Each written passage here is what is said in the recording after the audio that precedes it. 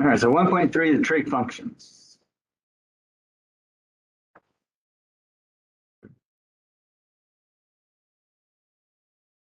So trigonometric functions.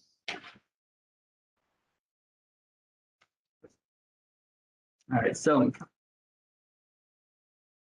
the word trigonometry comes from study of triangles, right? So that's where the tri comes in play right there, trig. So for the most part, we're always going to look at right triangles for right now. The right triangles, one angle is 90 degrees. Now there's some nice characteristics about right triangles. If I say this is a leg, call it A. B is a leg, right? And opposite of the 90 degrees, let's call it C. That has a name called the hypotenuse. Hypotenuse is opposite of 90.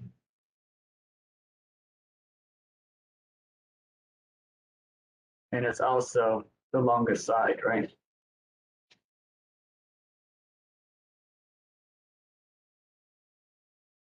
Now, a special relationship between A, B, and C. Probably know a certain formula, right? Called the Pythagorean theorem.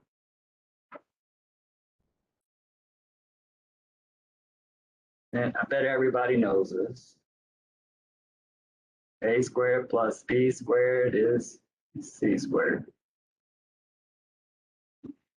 And there's all kinds of these little proofs out there to show how that can be done. You can do it actually physically. You can draw some squares on each of the legs.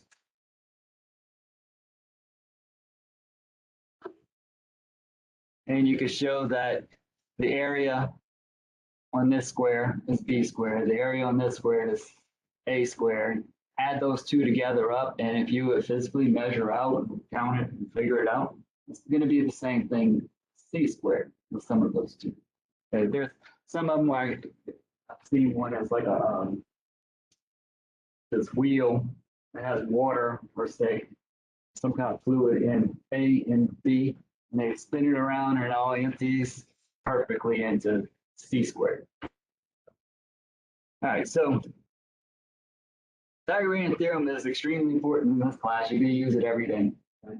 If you don't know it now, you better know it.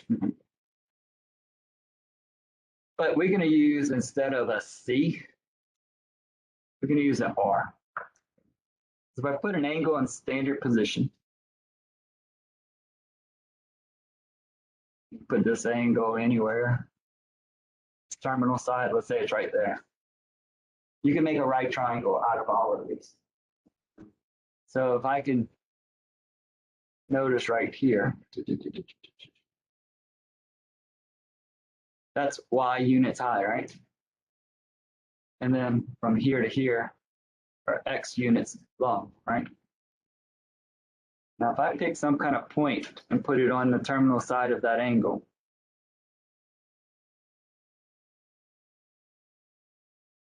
point P consists of an X coordinate and a Y coordinate, right?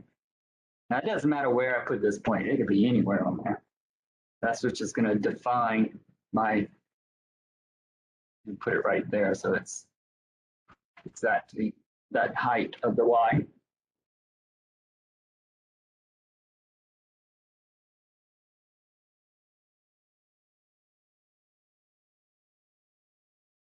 All right, so the distance from my origin right here to this point is basically our hypotenuse, right? Of that triangle, but we can call it an R.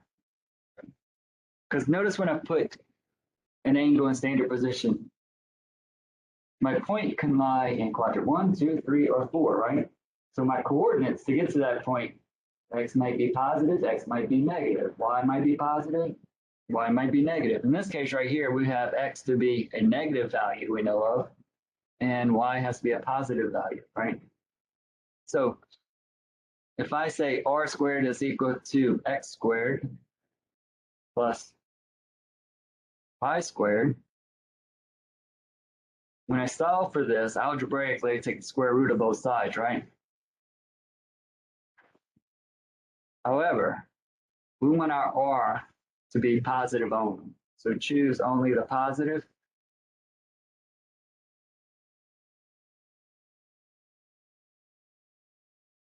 R is equal to the distance. Distance is always positive, right? From the origin to the point.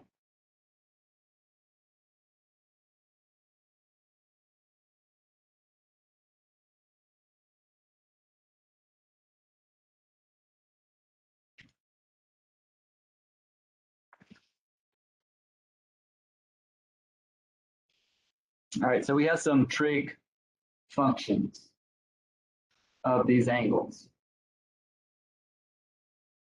The angles, we usually call them as a Greek letter. Most of the time, theta is used. So it's just like a circle with a horizontal line through the middle. So we have the first trig function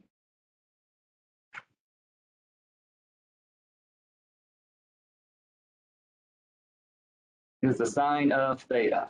Now that takes too long to write. So we use abbreviation SIN. And then your angle. There's always an angle after the word sine. So what is that? These are all just relationships of sides or ratios of two of the sides.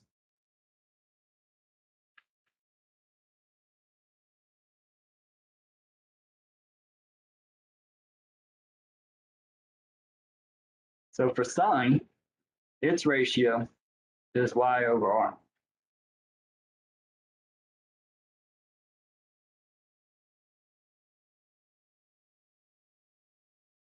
Cosine of theta, abbreviation COS of theta. Its ratio is x over r.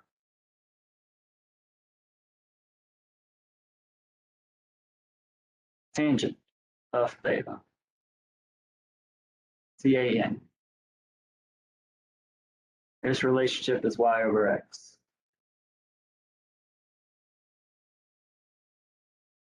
All right, that's your three basic trig functions. If you know those, good to go. Okay.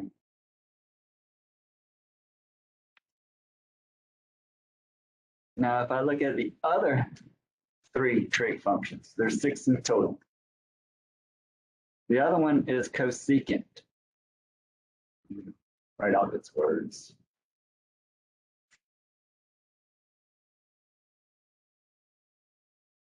That's CSC, cosecant of theta. Its relationship is r over y.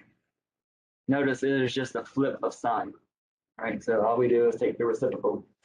So these last three are really easy because all you do is flip the first three, just knowing what their names are there and which ones are associated, such as cosine, its reciprocal is secant. So secant of theta is SEC, and that would be r over x. A lot of people get these two mixed up. They think sine's reciprocal would be secant because they both say start with S. Don't think of it that way.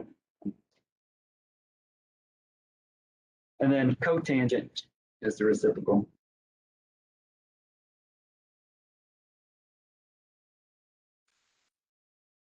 COT is its abbreviation. That's going to be x over y.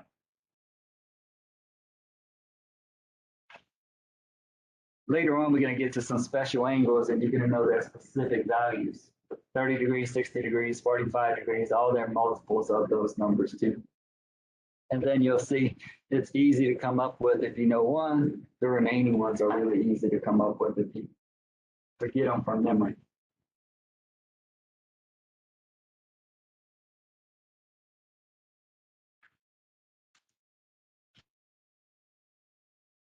That's 2.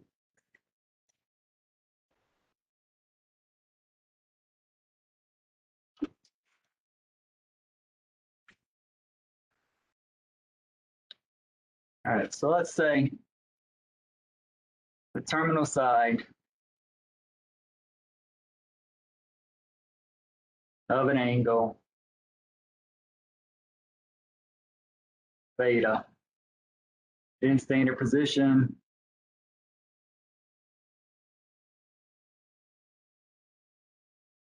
has a point on it, and that point has coordinates -3, -4. Find all 6 trig functions.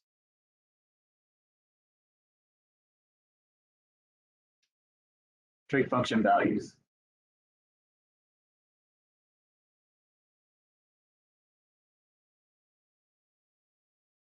Of theta.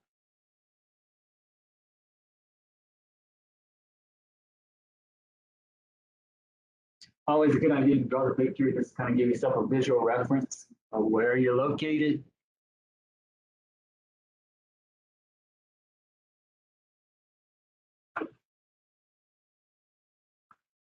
-3, -4, 3 to the left and 4 down.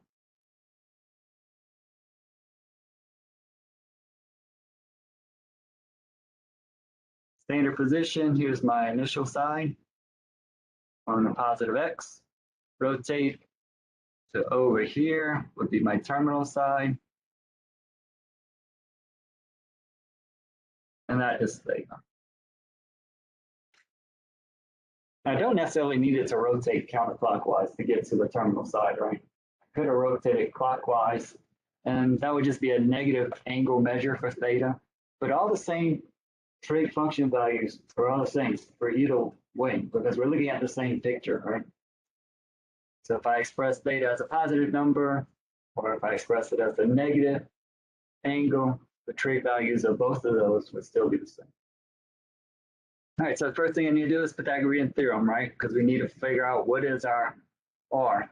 We have our x to be equal to -3. Our y is -4. R is something. That's equal to the square root of x squared plus y squared. And we always let r be positive, right? So it shows the distance. So that's -3 squared plus all of -4 squared. Be careful with this if you're doing any of this in your calculator. Evaluating negatives, make sure you put it all in parentheses so that the entire thing gets squared. So you just do the -3 squared, this equals -9. The only thing being squared there is a 3, not the negative. Whereas -3 squared is positive. We don't want negatives under the radical anyway, right? But you can't take square roots of negatives. So that's a 9 and a 16. So that gives a square root of 25, which is 5. So here's really quickly sine, we know was y over r. Cosine, x, -3. This tangent, y over x. So -4 over -3 is positive 4/3. The reciprocals, cosecant, -5/4, secant, -5/3, and cotangent 3/4. That's simple. I'll tell you, every time I put a question like this on the test, find all 6 trig functions, given a point, everybody gets this right, pretty much. So I usually do this like as a 6-point question or something. Each one's worth 6 points. So that's an easy 6 points everybody gets.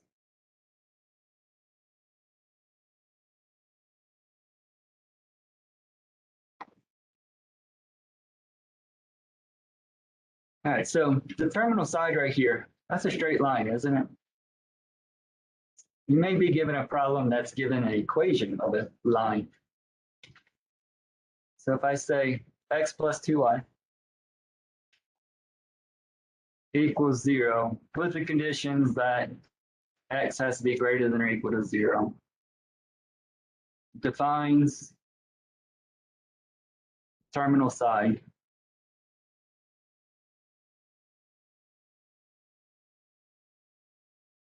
let's say theta in standard position.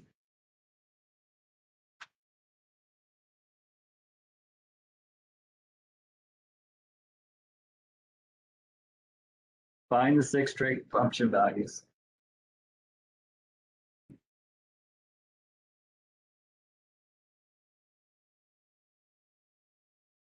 of theta.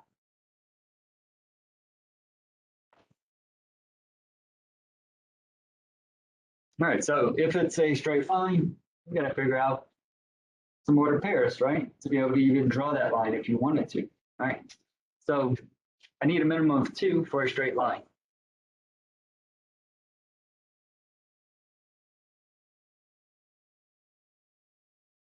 All right, if I let x be 0, what is y? Also 0, right? You just 0 plus 0 is 0. Choose any number for x, as long as it's greater than or equal to 0. That'll be another point to connect the dots and draw a line, right? How about if we pick x to be 4? It doesn't matter. Anything you want. It is a point on the terminal side. Any point on there still defines the same angle. Right? So if I put 4 in there, we've got 4 plus 2y equals 0. 2y is negative 4.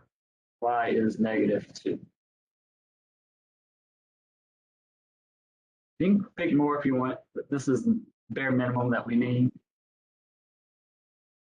0, 0, 1, 2, 3, 4, 1, 2. We're in quadrant 4.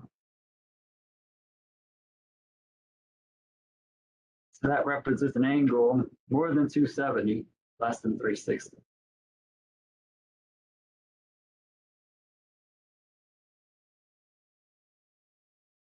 All right, so do the same thing. We have our x and our y. We need to figure out r. 4 squared plus negative 2 squared. That's 16. That's 4. That's the square root of 20. Now, anytime you get some radicals like this, you don't want to express that as a decimal approximation. Okay, so don't put that in your calculator and see what that approximates to. But you do need to simplify it as far as possible. Square root of 20, that's square root of 4 times 5, right? Which I can separate into 2 radicals if you don't recall. Square root of 4 times square root of 5. And the square root of 4, 4 is a perfect square. That's just square root of that is 2. 2 square roots of 5 is y.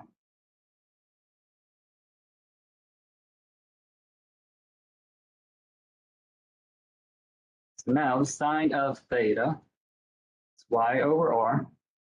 Our y value is negative 2. Our r is 2 square roots of 5. I can cancel the 2's, leaving negative 1 on the top over the square root of 5. Now, I am not picky about rationalizing denominators. The whole point of that was like before calculators were invented, it was so much easier to divide by an integer versus dividing by a square root or any kind of radical. If I say to rationalize it, which I rarely do on a test, you don't have to. You can stop right here. Don't do the additional work. Don't make a chance of error. That's perfectly fine. But my math lab is going to require you to rationalize it. So if you recall how to get rid of a square root in the denominator, top and bottom get multiplied by that square root. So the top is the negative square root of 5. Bottom is the square root of 5 times 5 is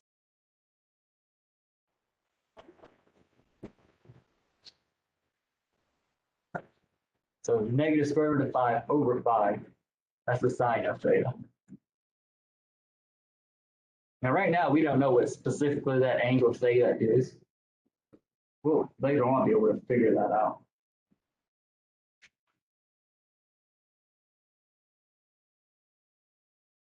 Cosine is now x over r. Our x was a 4.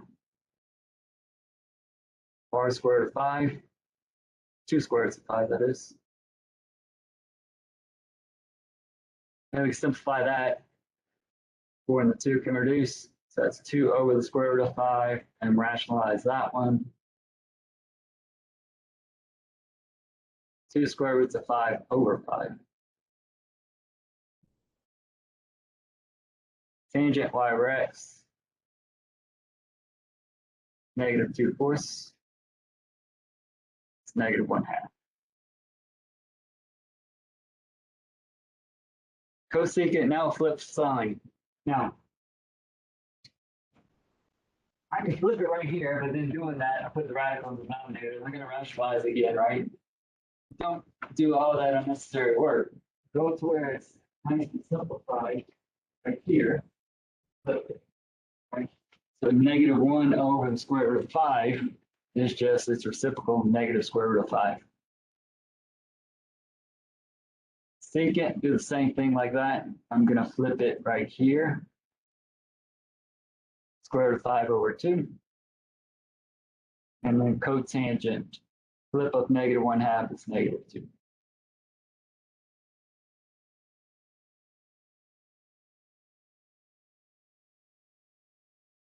All right, again, this is the big, really important stuff in trig right now. Knowing these 6 trig functions and knowing how to come up with them.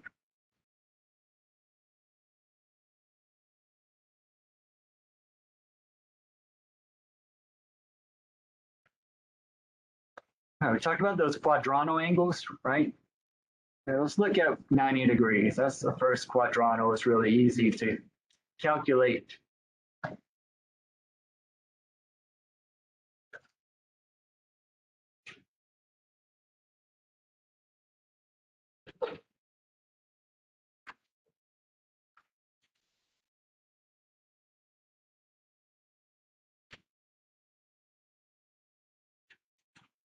All right, so to figure out all the 6 trig functions, I have to know a point on the terminal side.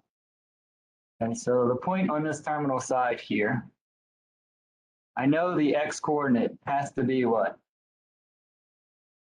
0, right? You're not moving left or right. The only thing you're doing is either going up or down. So now if I'm going up, I can choose any number on here for y, right?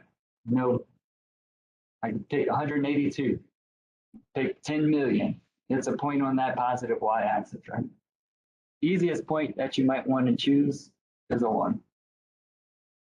Because nothing else, everything else will have to be reduced down and simplify those fractions to something else. This is just as easy. All right, so we have a point, an x and a y, and r is equal to the distance from here to here, right? So that is your r value, which is in this case 1 unit up, right?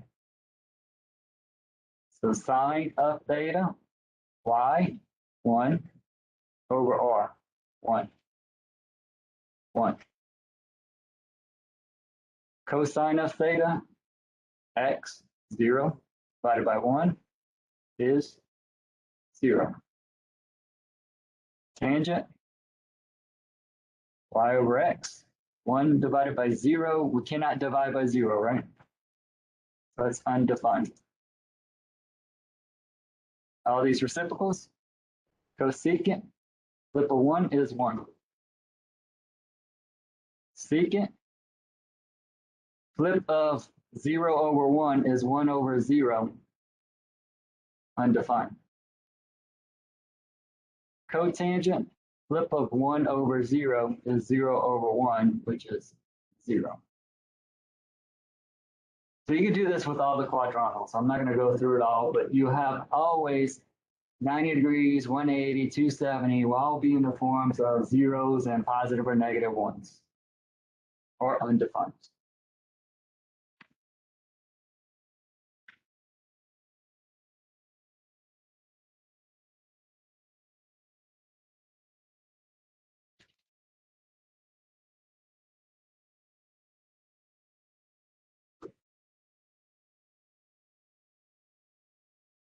All right. You can always check on your calculator too. Now, for right now, we're only using the units degrees, minutes and seconds, those things. So you want to make sure your calculator is always in the correct mode. See, mine is in radian mode right now. Every time I turn it on, it defaults to radian, but I need to change it to degrees. So I hit degrees. If your graphic calculator last time it used degrees, once you turn it on, it should stay in degrees. Just this program just resets. So you can always double check, like, oh, okay, I don't remember if the sine is of 90 degrees, is it 1 or 0? If you don't remember, use your calculator, sine 90 degrees. Enter, it just 1. So all your trig function values could always be verified with the calculator. Just make sure you're in the right mode. That's a big mistake. All right, so get out at 12:50, correct? All right, so we still got time. So that's the end of 1.3.